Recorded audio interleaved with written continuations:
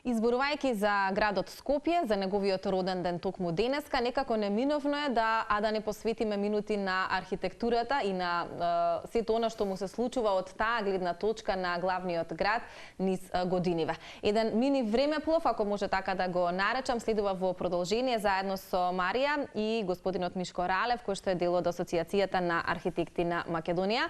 Марија, утрински поздрав од студиото и сосема одлично ќе се надоврзете, односно јас со моите денешни соговорници тука во студиото ќе се надоврземе на она што ти и господинот Мишко ќе го споделите во следните минути, а се разбира ќе зборува за градот Скопје и за архитектурата некогаш и денес. Повели.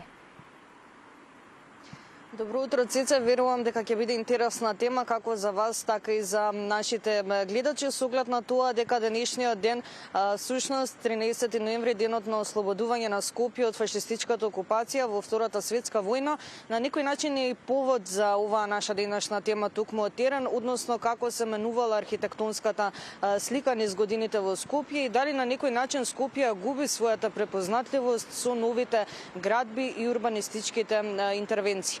Токму на оваа тема заедно со нас ово утро е професор Мишко Ралев, архитект. Да му посакаме добро утро. Добро утро на сите и честит празник Скопјани. Благодариме, честит празник и до вас. На почеток сакам да напоменеме за сликата која што ја имало Скопје пред ослободувањето, односно пред 1944 година. Како би ја опишале архитектонската слика тогаш? Пред се мора да споменеме дека Скопје има една фасцинантна долга историја на постоење, која се протега низ скоро 2 милениума. Со своји дисконтинуитети, кои што се резултат на одредени некакви или природни катастрофи, или војни разурнувања.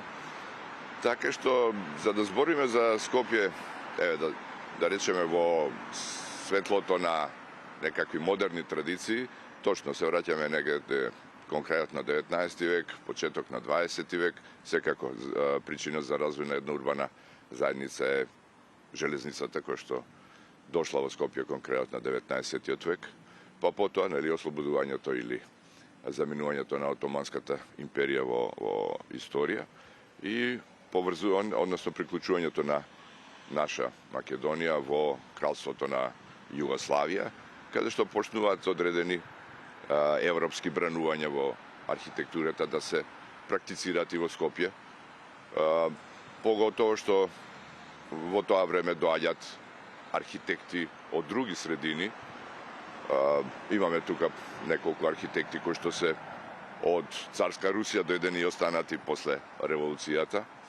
И има еден микс на да речеме на стилови, некои почнуваат да градат во неовизантиски, неоромантизам, неокласицизам, така наречени стилови, но и модернизмот, модерната архитектура се провлекува низ некои југословенски архитекти, како што се професорот Милан Злоковиќ и Драго Иблер од Загреб, Злоковиќ од Белград, ја носат модерната архитектура на сцена, токму во периодот помеѓу двете светски војни, и карактеристично за тоа време до пред Втората светска војна е улогата на градоначалникот на Скопје, Јосиф Михајловиќ, кој што некако во народот е малку запоставен. Тој е архитекта, градоначалник архитект со извонредна едукација, едуциране во Париз, и тој го воспоставува, односно го донесува првиот генерален урбанистички план.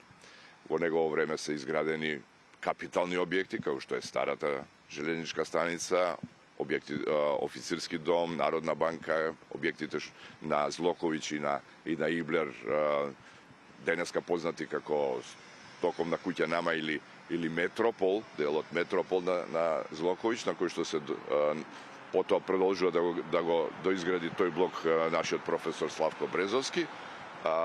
Драго Иблер со денеска позната како Стара градска болница или градска болница, која што била некаков социјален уред, и неговата собствена куќа на Јосиф Михајловиќ, кој што е под Калето, така да тогаш и го, значи, рековме, првиот генерален урбанистички план. И тоа е всушност сликата на Скопје како дел од, или може да кажеме центар на во тогашната поделба на Јужна Бановина, како што ја нарекувале, или Јужна Србија во тоа време, за да подоцна после Втората светска војна продолжува тој тренд сега со некакви други зафати, почнува да Скопје да се развива во еден ајде да речеме од провинцијски град во некаков центар на републички центар. Што ќе напоменете пак за делата на Кензо Танге, односно како би го опишале Скопје по земјотресот во 63? Земјотресот е еден од тие дисконтинуитети кој што го акцелеризира развојот на Скопје. Она што е карактеристично е дека се вклучува од Обединетите нации, токму заради авторитетот на тогашниот председател Јосип Брос Тито и на улогата на Југославија, да не заборавиме, пред 63-та во 61-та е формирана групата на неврзани земји и тогаш доаѓаат извонредно значајни стручњаци, можеби најголемите стручњаци за реконструкција на разурнати градови од катастрофи, дали природни, дали од човек, и тоа од двата блока, да речеме, и од истокот и од запад. Од исток е Циборовски од Полска и од, да речеме, западната страна, тоа е Доксијадис од Грција, за да го трасираат патот или, односно, прво да ги излечат првите рани, што се вели на ранетот град, а потоа да се донесат насоки и да се започне со генералниот урбанистички план. Додека Кензо Танге е некаква поп звезда, ајде да кажеме, јас неретко го нарекувам Крали Марко на нашата архитектура, затоа што и обичните луѓе чуле за Кензо Танге и влада е таа некоја еуфорија дека Кензо Танге устари го изградил подземјотрес на Скопје. Не. Само еден дел, Кензо Танге, односно неговиот тим, се автори на деталниот урбанистички план за централното градско подрачје, тоа што е во малиот ринг и сообраќајниот центар, односно новата железничка станица. Секако во тоа време и Кензо Танге е еден од значајните архитекти на јапонскиот метаболизам. Значајно е тоа што и мислам дека популаризацијата на Кензо Танге доаѓа и некако и малку и пошироко и од Јапон, затоа што тоа е првиот архитекта што му е дозволено да излезе надвор од својата од Јапонија, а веќе беше познат со неговиот план за реконструкција на Хирошима и планот за развој на Токио. Каков е вашиот став пак сега? Дали сметате дека Скопје губи на некој начин својата препознатливост токму по новите градби кои што може да се видат во се поголем број денеска? Скопје прво, ако зборуваме за некаква препознатливост, тогаш тоа го, да кажеме, правиме некоја компарација од она што е најатрактивно, тоа е центарот на градот секогаш, на било кој град. Таа препознатливост Скопје делумно изгуби со оваа катастрофа од Скопје 2014, каде што се импутирани објекти на места каде што не име место в сушност. Измислени локации, да не зборуваме за нивната стилска неодреденост или анахроност и така натаму. Потоа можда и преголемото згуснување на урбаното ткиво во градот, кој што не се шири, туку веќе во зададената урбана матрица се некако се пополнува тоа, она што денеска колоквијално се нарекува бетонизирање на Скопје.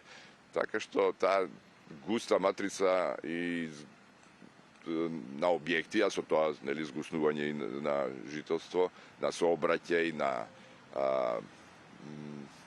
доведува до одредена состојба на, можеме да го наречеме и на стрес, затоа што влијае врз нашиот секојдневен живот, влијае врз одвивањето на нашите функции, животни, одење до работа, враќање, рекреација, загадувањето е од тоа најстрешно, затоа што градежната индустрија е една од најголемите загадувачи. И Вие тоа велите дека има негативни страни. Да. Како би сакале да го видите Скопје во иднина? прво чист од секакво загадување. Потоа во некаков ред, да се има ред, намалување на сообраќај, за да го намалиме стресот на живење. Ние сме под некакво влијание на стресот. Јавните површини да бидат јавни, да се случуваат нештата на јавните површини, да престане таа приватизација на јавните површини и внесување на содржини. Скопје да го заслужи епитетот, нели, државен центар. На времето беше републички центар, па некако имаше поише ред, сега е државен центар и да го внесеме некаде како што беше порано, дека се она што се случуваше на архитектонската и урбанистичка сцена во светот, за многу кратко се пресликуваше во нашата пракса архитектонска и урбанистичка. Потоа, да не заборавиме, од она што се гради, не е само изгледот или величината на тие објекти, него и внатрешната функционална организација. Денешните, највеќе се градат станови, имаме еден голем проблем со функционална организација, со категоризација на станови, со услови кои што ги нудат и на крај затоа што станот е само почеток на тој процес или основната единица кај што се одвива домувањето, затоа што тоа е комплексен процес кој што се одвива и надвор од границите на станот. Ви благодарам многу за одвоеното време и што имавме можност за овој разговор по повод денешниот ден. Ви благодарам и на вас. Благодарам уште еднаш. Се надевам, како што кажав и на почетокот, дека сите информации беа добредојдени за нашите гледачи, воедно и за вас, колеги во студиото. Се гледаме повторно некаде за 1 час од сега со информации за крводарителска акција организирана од Црвен крст, која се организира по повод денешниот ден, 13 ноември.